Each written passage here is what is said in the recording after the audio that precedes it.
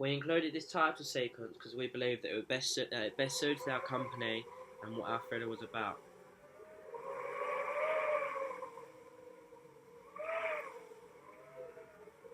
When thinking about sounds that we would use, we progressed dramatically from our first cut to our opening.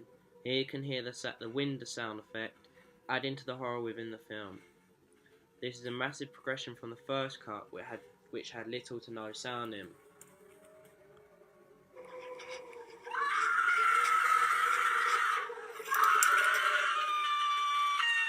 In the first few seconds of the thriller, we used various shots.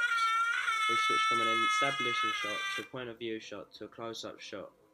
These shots help build the scene and immerse the viewer into our thriller.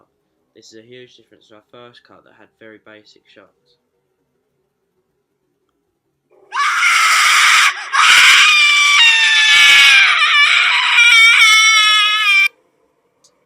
Here you can hear the sound of a girl screaming. We add this in to increase the fear. In our first cut, we had little sound. We found that this didn't really build much tension or fear, so we decided in our final cut that we needed to include loads of different sounds.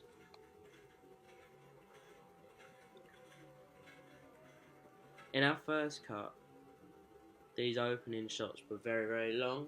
We found that they were way too long and they didn't really build much tension, so we decided in our final cut that these needed to be much shorter. It took us several cuts before we managed to shorten them down to the perfect timing, but we believe we got them right by the final cut.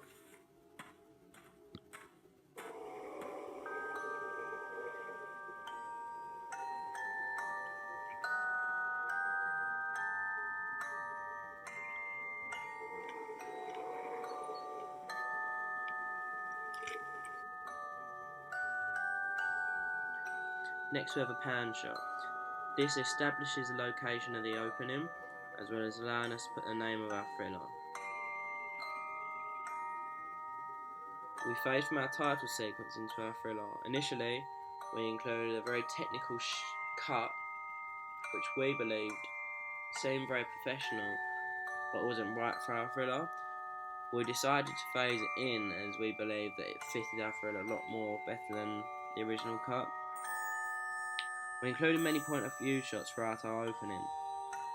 In our first cut, we had little point of view shots, and instead we had mid shots, more close up, etc. We decided to switch from these to point of view shots, as we believed it allowed the audience to be more involved in the opening.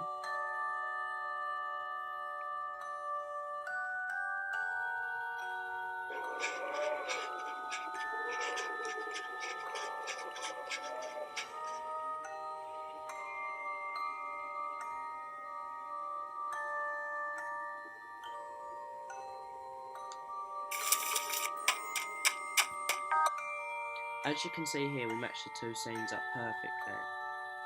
When we filmed our prelim, we were unable to do this and instead had to phase the two together. It took us many attempts, but after several retakes, we managed to match the two perfectly together by the final cut. When thinking about props and iconography, we used the stepping on the flowers to represent the boy being captured. Although we didn't include much iconography, this one piece that we did use we deemed very effective. As you can see here, the blood drips down the tree and then it goes back up.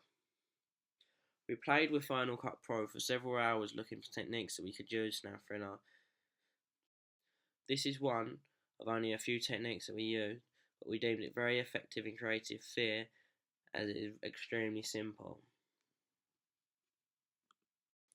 As you can see here, we used close-up shot after close-up shot after close-up shot. Conventionally, close-up shots are used within thrillers and horror thrillers to add fear to the audience. They can be seen in most horror thrillers such as The Sixth Sense, Devil's Due, etc.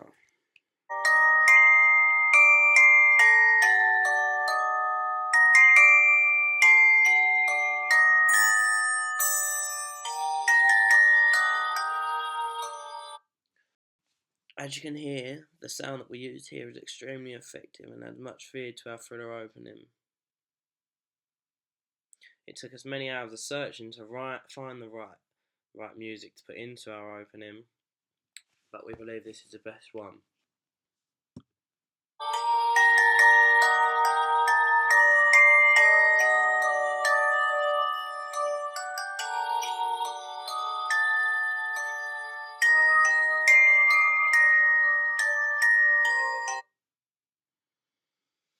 This low angle shot we decided to use at the last minute to try and feel us opening up to lengthen it out, when we actually found it was extremely effective.